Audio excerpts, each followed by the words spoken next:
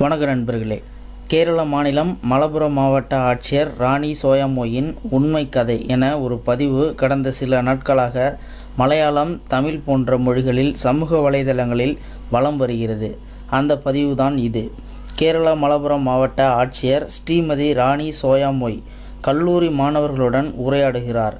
கை கடிகாரத்தை தவிர வேறு எந்த நகையும் அணியவில்லை.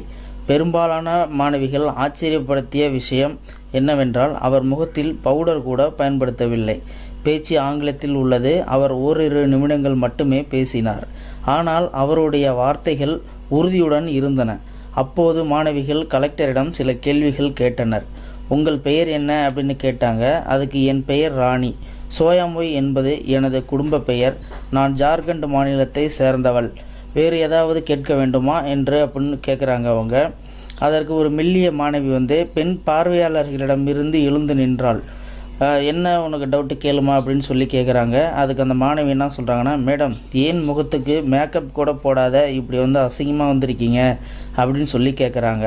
கலெக்டரின் முகம் சற்றென்று மெல்லிந்தது. மெல்லிய நெற்றியில் வியர்வை வழிந்தது. அவர் முகத்தில் புன்னகை மறைந்தது. பார்வையாளர்கள் திடீரென அமைதியானார்கள். மேஜை மேல் இருந்த தண்ணீர் பாட்டிலை திறந்து கொஞ்சம் குடித்தார்.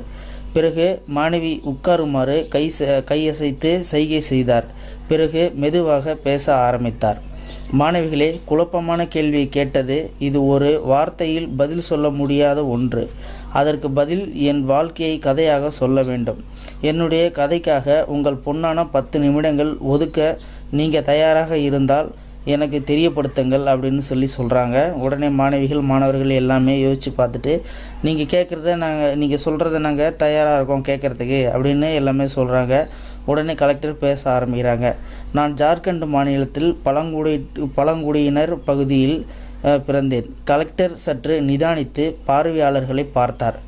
மைக்கா சுரங்கங்கள் நிறைந்த கொடேர்மா மாவட்டத்தின் பழங்குடியினர் பகுதியில் ஒரு சிறிய குடிசையில் பிறந்தேன். என் அப்பாவும் அம்மாவும் சுரங்க தொழிலாளர்கள். எனக்கு மேலே 2 சகோதரர்களும் கீழே ஒரு சகோதரியும் இருந்தனர். பழைய மழை பெய்தால் கசியும் ஒரு சிறிய குடிசையில்தான் நாங்கள் வாழ்ந்தோம். வேறு வேலை கிடைக்காததுனால எனது பெற்றோர் சொற்ப கூலிக்கு சுரங்கத்தில் வேலை செய்தனர்.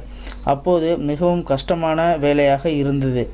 எனக்கு 4 வயதாக இருக்கும்போது என் அப்பா, அம்மா மற்றும் 2 சகோதரர்கள் மற்றும் பல்வேறு நோய்களால் படுத்த படுக்கையாக இருந்தனர்.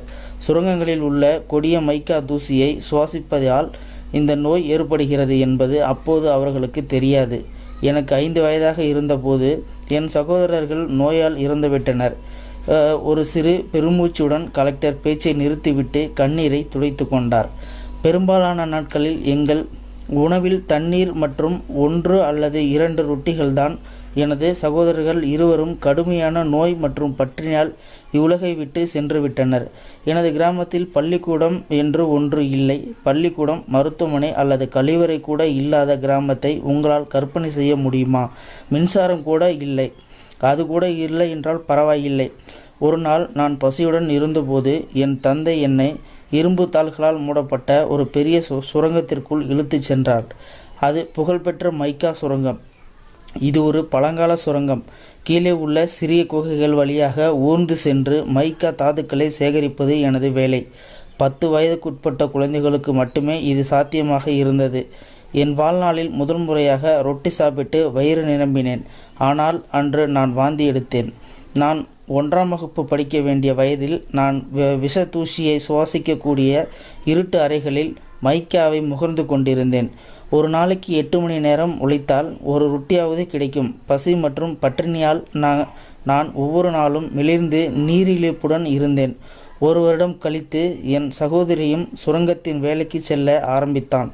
கொஞ்சம் நல்ல வசதியுடனே அப்பா, அம்மா, அக்கா மூவரும் சேர்ந்து உழைத்து பசி இல்லாமல் வாழலாம் என்ற நிலைமைக்கு வந்தோம். ஆனால் விதி வேறொரு வடிவில் நம்மை ஆட்கொள்ளத் தொடங்கியது. ஒரு நாள் கடும் காய்ச்சலால் வேலைக்கு போகாமல் இருந்தபோது திடீரென மழை பெய்தது. சுரங்கத்தின் அடிவாரத்தில் தொழிலாளர்கள் முன்னிலையில் சுரங்கம் இடிந்து விழுந்ததில் நூற்றுக்கணக்கான மக்கள் இறந்தனர். அவர்களில் என் அப்பா, அம்மா மற்றும் சகோதரி அவர்களும் சேர்ந்து இறந்து போயிட்டனர். அனைவரின் கண்களிலும் கண்ணீர் வழிய தொடங்கியது. பார்வையாளர்கள் அனைவரும் மூச்சு விடக்கூட மறந்தனர். பலரது கண்களும் கண்ணீரால் நிரம்பி வழிந்தது. எனக்கு 6 வயதுதான் இருந்தது என்பதை நினைவில் கொள்ள வேண்டும். இறுதியில் அரசு அகத்தி மந்திர் வந்தடைந்தேன். அங்கு நான் படித்தேன். என் கிராமத்திலிருந்து முதல் எழுத்துக்களை கற்றுக்கொண்டவள் நான்தான். இறுதியாக இதோ உங்கள் முன் மாவட்ட ஆட்சியராக வந்து நிற்கின்றேன். இதற்கு நான் மேக்கப் போடாததற்கும் என்ன சம்பந்தம் என்று நீங்கள் நினைக்கலாம். பார்வையாளர்களை பார்த்து கொண்டே அவர் பேச தொடங்கினார். அந்த நாட்களில் இருளில் ஊர்ந்து நான் சேகரித்த மைக்கா முழுவதையும் ஒப்பனை பொருட்களை பயன்படுத்துவதையும் அப்போதுதான் உணர்ந்தேன். மைக்கா என்பது புளோரோசன் சிலிக்காட் கனிமத்தின் முதல் வகை. பல பெரிய அழகு சாதன நிறுவனங்கள் வழங்கும் மினரல் மேக்கப்களில் 2000 இளம் குழந்தைகளின் உயிரை பணயம் வைத்து உங்கள் சருமத்தை ஒளிர செய்யும் பல வண்ண மைக்காக்களை மிகவும் வண்ணமயமானவை. ரோஜாவின் வெண்மை உங்கள் கன்னங்களில் பரவுகிறது. அவற்றின் எரிந்த கனவுகள் அவர்களில் சிதைந்த வாழ்க்கை மற்றும் பாறைக்குள் இடையில் நசுங்கப்பட்ட அவர்களின் சதை மற்றும் இரத்தம். மில்லினியம் கணக்காக டாலர்கள் மதிப்புள்ள மைக்கா இன்று சுரங்கங்களிலிருந்து குழந்தை கை கால்களால் எடுக்கப்படுகிறது நம் அழகை அதிகரிக்க. இப்போது நீங்களே சொல்லுங்கள், நான் முகத்தில் எப்படி மேக்கப் போடுவது? பட்டினியால் இருந்த என் சகோதரிகளின் நினைவாக நான் எப்படி வயிறு நிறைய சாப்பிட முடியும்? எப்பொழுதும் கிழிந்த ஆடைகளை அணிந்திருக்கும் என் அம்மாவின் நினைவாக நான் எப்படி விலை உயர்ந்த பட்டு ஆடைகளை அணிவது? வாய் திறக்காமல் தலையை உயர்த்தி சிறு புன்னகையுடன் அவள் வெளியே சென்றபோது பார்வையாளர்கள் அனைவரும் அறியாமல் எழுந்து நின்றனர். அவர்கள் முகத்தில் இறந்த மேக்கப் அவர்கள் கண்களில் இருந்து வழியும் சூடான கண்ணீரில் நனைய ஆரம்பித்தது. பேஸ் பவுடர், ஸ்கிரீம், லிப்ஸ்டிக் நிறைய பெண்களை பார்த்து சிலர் வெறுப்படைந்ததால் அவர்களை குறை சொல்லாதீர்கள். அதிக தரமான மைக்கா இன்று ஜார்க்கண்டில் வெட்டெடுக்கப்படுகிறது. 2000க்கு மேற்பட்ட சிறு குழந்தைகள் பள்ளிக்கு செல்லாமல் அங்கு வேலை செய்கின்றனர்.